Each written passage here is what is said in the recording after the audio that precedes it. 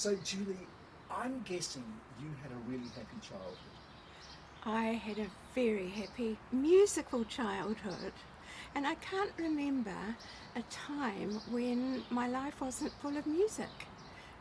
With singing, with dancing, with very musical parents, and a very musical cousin who was a concert pianist, and just listening to music and going to ballet classes and exploring on the piano was an absolute joy.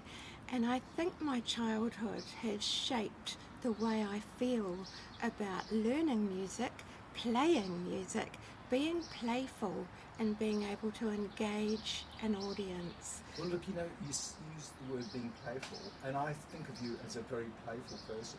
That's why I made the prediction that I had a feeling that your childhood was going to be a special one. So, did you grow up in Christchurch?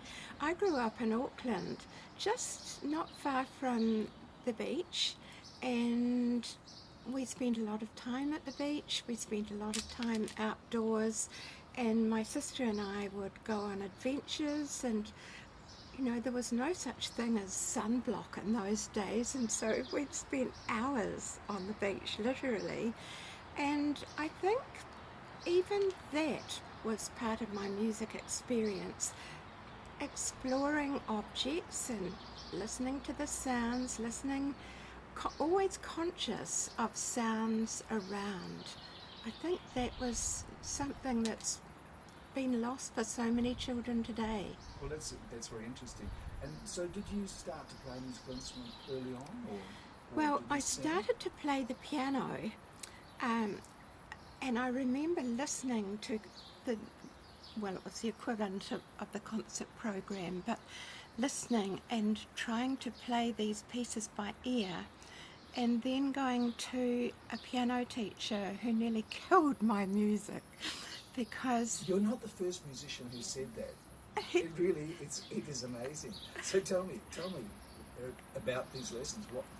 I went and he put a book in front of me and just pointed to the notes, and he didn't have a smile, there was no sparkle, and then he growled at me for something, and I remember crying all the way home and saying, I hate music, I never want to go back, never, never, never do I want to learn music. And my parents listened to me, and that was the end of that lesson. So you had one lesson. And then we moved to Te Awamutu, which was away from the sea, but in the country, and my parents found a wonderful piano teacher who I learnt from for 2 years, and she was playful. But she also helped me to really come to grips with sight reading, loving practice. And then we moved again to Dunedin, and I had a brilliant piano teacher, Rona Thompson, who put me through all my exams, but also realised that I needed to play, as well as the exam pieces, I needed to play pieces for my own enjoyment. And I think she knew I was a terrible sight reader. I would always say to her, would you just play that one more time, that little piece? I'm so glad that you met two ladies who were great teachers. But it is extraordinary, the first teacher. Yes. You wonder what he actually thought at the end of your lesson. Whether he thought, I wish I didn't have to teach children, or I wish I didn't have to teach. I don't think he even particularly liked children. Yes. And I think that he shaped the way I viewed the way one should teach, because you've got to love children. You've got to have a passion for music and for children. And to me, they're interconnected. So, can you remember approximately what age you were when you had that disastrous music lesson? I was 5. 5. And you had that reaction. That's such a good thing to remember, isn't it? Yes, but I remember it as if it was yesterday. I even remember the musty smell of the room, and I don't think he looked at me. It was just so rigid, and for a small child, it was quite terrifying, really. Absolutely. And you're in the room by yourself with this Yes. structure. Incredible, isn't it? So, Dunedin, you've got a lovely teacher there. What was the next stage in your life? Well, I did all my letters and I met my husband John, and we got married when I was quite young, and I said to him, I really want to go to university and do music. I know I want to do that. And he said, well, I'll support you 100%. But He's a keeper. He is a keeper. But the wonderful thing was, having children young, they taught me so much about what excited them. We did everything musically. I remember singing routines, we'd make up songs, anything they wanted to remember we'd put to song. And then when they were growing up, the local school, Thorington School, asked if I would help them with their music. So my son wasn't even at school at that stage, but he was very involved with the music program. And then as the children grew, they asked me if I would develop more. And then I had an idea. There was a new community centre in Lansdowne Terrace, and so I said, why don't I run holiday programs, not just with music but with art and anything. So we'll have a meeting at the school. So the principal looked at me and said, okay, we'll put a notice out. So we ended up with donkey rides on the Port Hills, pottery, music, dance, you name it, kite making, baking. And that ran for several years, and our children were really involved in that. And then the South Christchurch Music Festival, I got really excited about the group of children I was working with, and decided that we could do Baroque to rock in 20 minutes. And we did. I think the teacher was rather horrified at the thought, but it worked. The children were so excited about having the recorder ensemble playing from the Baroque, and then gradually working our way through very simple little pieces, but things that came from the world of the child. They gave me ideas and I embraced it, and it was just wonderful. So then I had to go to university. No, well, as a result of doing the holiday. So you still hadn't gone to university? No. So You've been wasting time. So as a result of the holiday program, a woman called Devon Cook from the City Council was working alongside me, and she said, you have got to go to university. You have got to. So I enrolled. And what age were you at this point? I was 29, Right. and I remember that I had the creme de la creme of lecturers. I had Heath Lees, John Ritchie, John Cousins, some wonderful, wonderful people who really influenced me greatly. And one of my funniest memories is John Ritchie wanted us to do a composition, and I loved exploring on the piano and wrote it and handed it in, and he said in front of the whole class, now here's something that has broken all the rules in the book but it actually works. And then the person who became my mentor was David Sell, and he encouraged me all the way through, and he said to me, you really need to go on and go to study teaching. So I went and got my diploma of teaching, and I had 4 years of teaching in a high school with boys who hated music, and I thought, I've got to turn this around so that they come on a journey with me. So I remember talking to this group. I had a lunchtime meeting. What instruments would you like? Because this music department is terrible. So we needed a drum kit, we needed a bass guitar, a lead guitar, we needed really good itinerant teachers, and Merrin Dunmill was very influential because I was on placement with her when I was a student, and she really encouraged me. And Was she's this at Hillmore High School? Hillmorton High School, brilliant teacher, and she taught me so much about being with the students. They just loved her.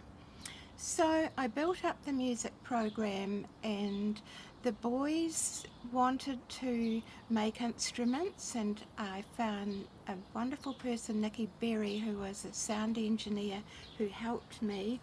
We had a whole weekend of instrument making and did the prototype of tubular bells in a frame, and then tongue drums and all sorts of other instruments that they made.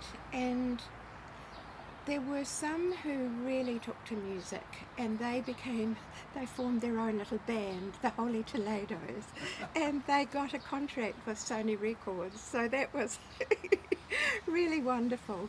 But I knew that I wasn't cut out to be a high school music teacher. I loved the boys, I loved the teaching, but there was something missing. And then I was invited to a dinner party, and a ballet teacher, Anne Judson, said to me, "You should be working with mothers and babies. You should be starting at the very beginning." And something really ignited in me. And at the same time, I had been to a music therapy workshop, and it touched me so deeply. And I thought, this is what I want to do. So the linking of the music classes which I set up, I remember saying to John, my husband, "But what say I only get 3 children?" And he said, "Well, that'll be 3 children whom you've touched and blessed." And so the classes grew and grew and grew. And at the same time, I was able to do a music therapy training course. It was just a short course by Clive and Carol Robbins from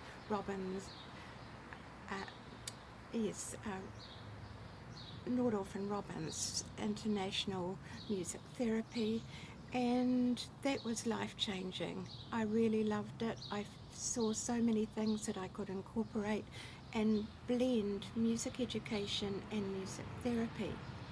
The following year, and they said to me, "We want you to write a series of songs for children," because we'd had to do an exam for Clive and Carol, and they were very excited about what I came up with. So within about 4 months, Sing Upon a Rainbow was composed, and my son, who was still at high school, illustrated it, and a professor of music in Dunedin, Suzanne Court, published it thanks to Anthony Ritchie, who I'd been at university Yes. with, and he borrowed the book down at a conference, and so that was the beginning of this wonderful journey. And I was invited to lecture at the College of Education and Early Childhood Music, and I loved it. I loved the students. I just felt it was so exciting working with students and being able to inspire them and to help them to be playful. And most of them naturally were, but they'd never thought of using music to underpin all learning. Tragically, that in 1993, music education was cut. The music advisors were not able to work anymore, and the contracts were given to other areas. So it was very, very sad, but they kept me on at the college under professional development, so I was able to design my own courses and do 50-hour block courses alongside my music school. And then someone came to my music classes with a little boy who had cerebral palsy. He walked with an awkward gait, his hands were fisted, And the therapist who brought him in, said, "I just think music is a key for this little boy." And we were dancing to Debussy's Reverie, and I put a scarf in each of his hands, and we watched a miracle. This little boy's hands gradually came up, and he started to fly and to dance. And I looked at Rose, who'd brought him, and she had tears in her eyes, and she said, "You have got to come to the Champion Centre." So she rang Patricia Champion, and then Patricia Champion invited me to set up the music program at the Champion Centre. So now not everyone knows about the Champion Centre, so can you just explain what the Champion Centre is? The Champion Centre is internationally recognised as an early intervention program for children with a range of special needs, from children born very prematurely, children with Down syndrome, children with autistic spectrum disorder, and a range of other conditions. But it was set up by Patricia Champion as part of her PhD to see whether early intervention would make a difference for children with Down syndrome.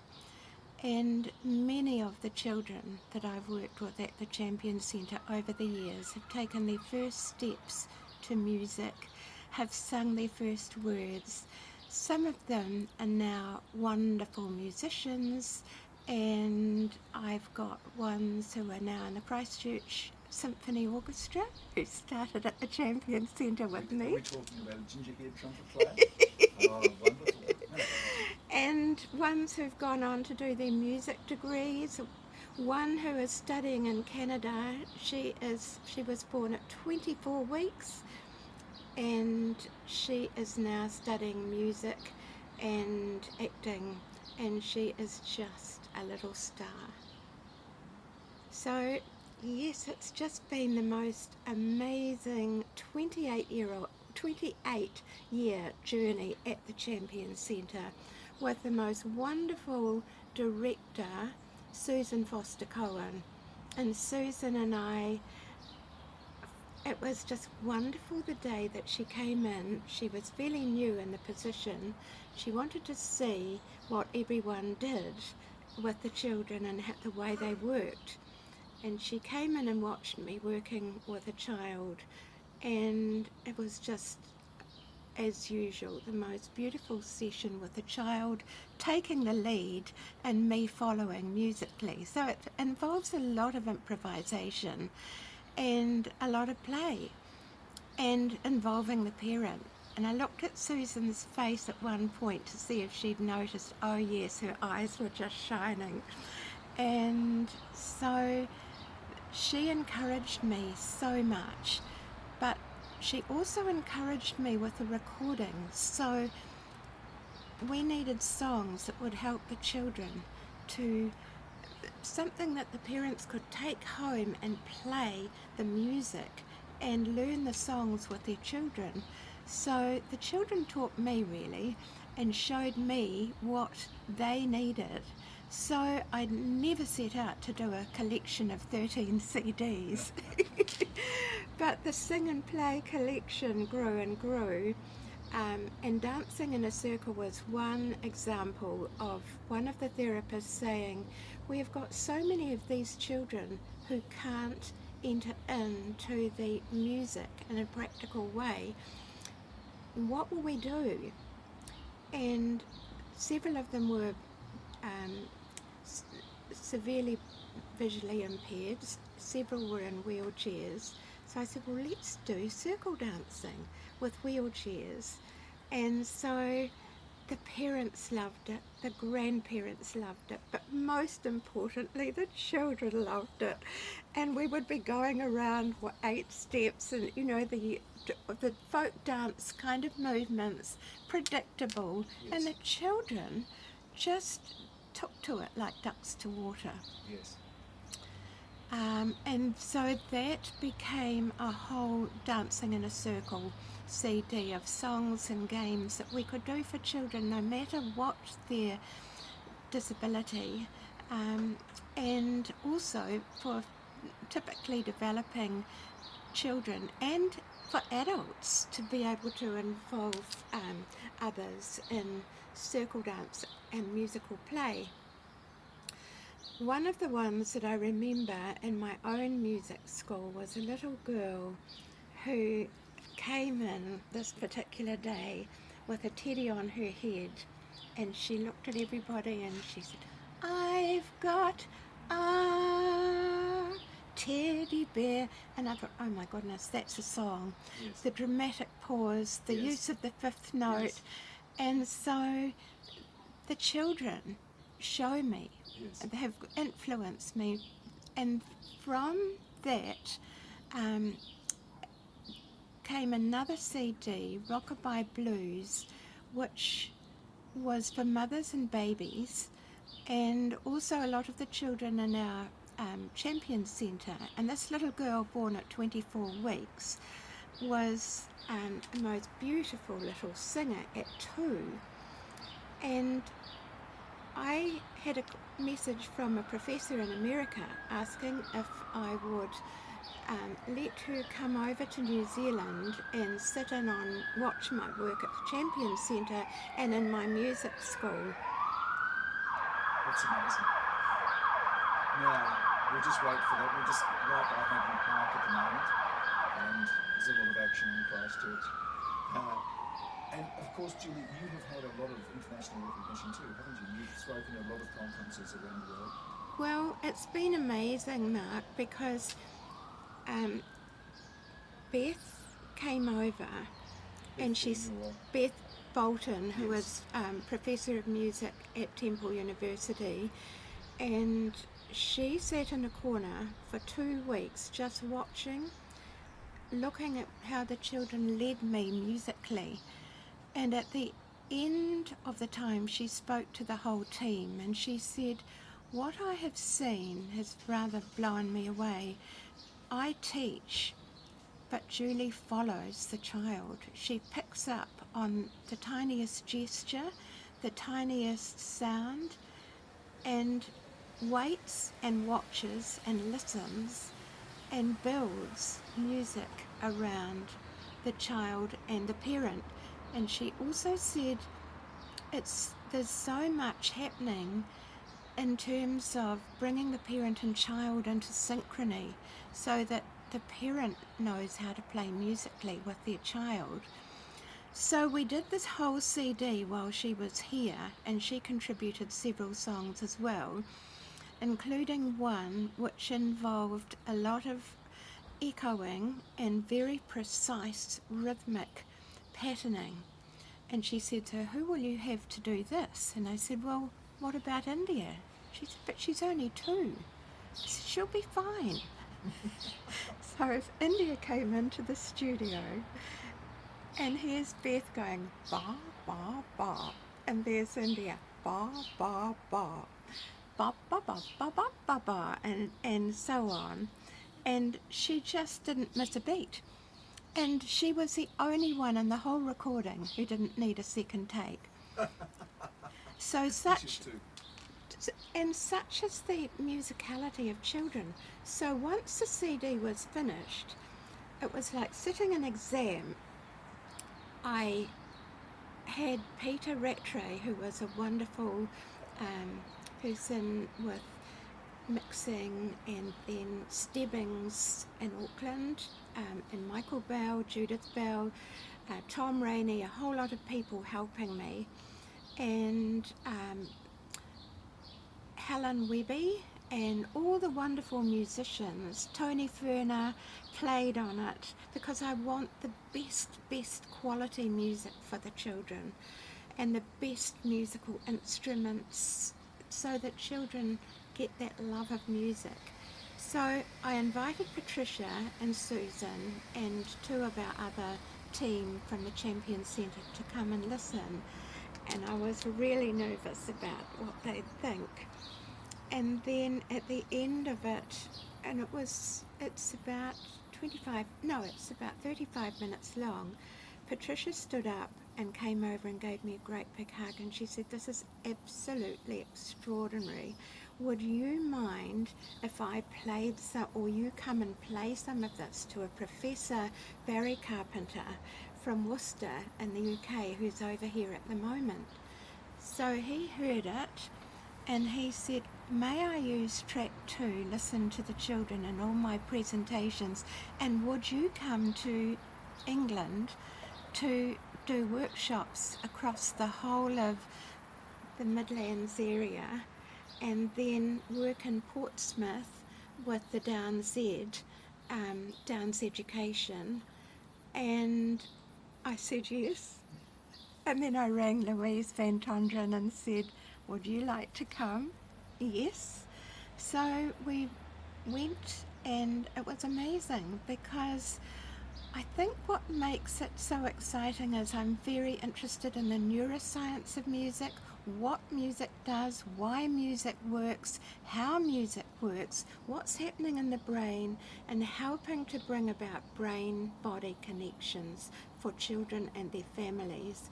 And this was something a lot of the people in England hadn't experienced. So if you think of just the simple little C, D, E, F, G. I'm probably not on the right, but anyway, the scale. Yes. Up, up, up, up, up, holding it, down, down, down, down, down. And it becomes a part of the children's language. And so anyway, everyone was very interested, and there was a professor there from Finland, and Barry got me to work with a very, very compromised group of children, and this professor worked alongside me, and I had thought of a large stretchy band which is covered in polar fleece, and everybody sits around and feels the beat. And I had one of these girls and a professor sitting opposite, and a psychologist observing and taking notes. And before I even started, I just heard this one go, so I started with the exhale, and she looked sideways, and then I waited, and there was slight movement from one of the boys over there, and gradually we got that steady beat happening until everybody was keeping in time, and I sang about what they were doing in the moment, and then stretching it out, coming back in, stretching it out, and coming back in, and stopping, all with narrative song. And I waited, and this beautiful girl, so following what they gave me, it was just magical. So Julie, I just keep coming back to the beginning of this interview when you spoke about your first piano lesson, because what you're talking about is like from a different planet, isn't it? You following every little thing that's happening in the room, and your first disastrous lesson where you couldn't care less. So that's amazing. So that, in a way, I guess that first piano lesson was very valuable. I think it was. Because it taught me all the things one does not do. So anyway, the international invitations expanded. I had a phone call from Korea when John and I were holidaying over at Le Bons Bay, and I was standing at the top of the hill with my cell phone in my pocket, and the reception wasn't very good, but it was, would I come to Korea, to Kingnam University? And I said yes, but rather... What did John say?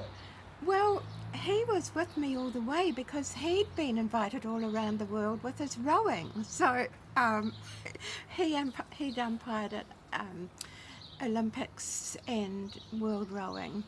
And so now it was my turn. And I was thinking, how am I going to do this? And then Beth Bolton contacted me and said, we need you over in Lithuania. will you come?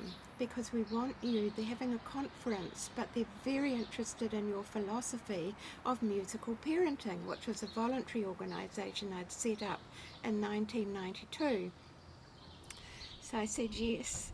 And then I was at a meeting at the university the next day, and I was sitting next to Judith Bell, and I said, you wouldn't like to come to Lithuania with me, would you? And she laughed and she said yes. When? And I said, well, this is the date in June. She said, I'll get back to you. Judith is one of my dearest friends, and Tim rang me that night, her husband, and said, now about Lithuania, yes, we can do that. I've got a conference in Poland, and that'll tie in beautifully, but there's only one hitch. You'll have to come to Korea.